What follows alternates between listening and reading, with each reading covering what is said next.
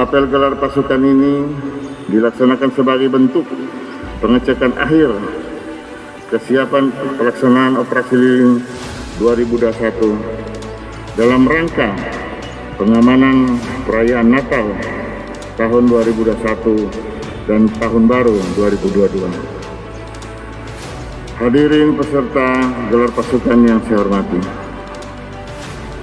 Perayaan Natal dan Tahun Baru oleh masyarakat secara universal dirayakan melalui kegiatan ibadah dan perayaan pergantian tahun di tempat-tempat wisata yang akan meningkatkan aktivitas pada pusat keramaian.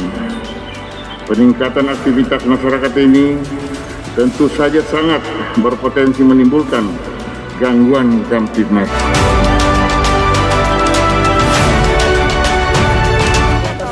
Kita siapkan untuk seluruh dalam rangka operasi lilin Otanaha 2021 ini, kita siapkan 1.513 personil.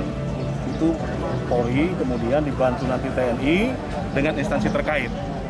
Nah, tentunya operasi kepolisian terpusat lilin Otanaha 2021 ini adalah dalam rangka pengamanan Natal dan Tahun Baru 2022 untuk memberikan rasa aman dan nyaman pada perayaan Natal 2021 dan Tahun Baru 2022 ini.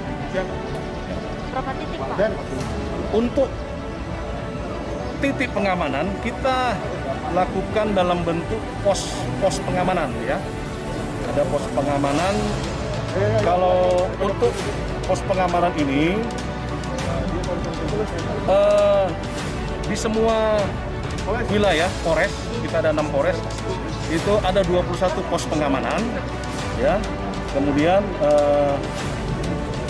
pos pelayanan dan pos terpadu.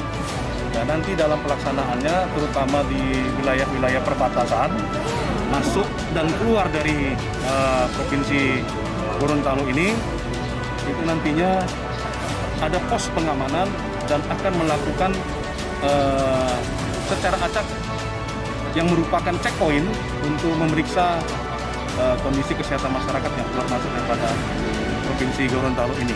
Itu secara acak nanti.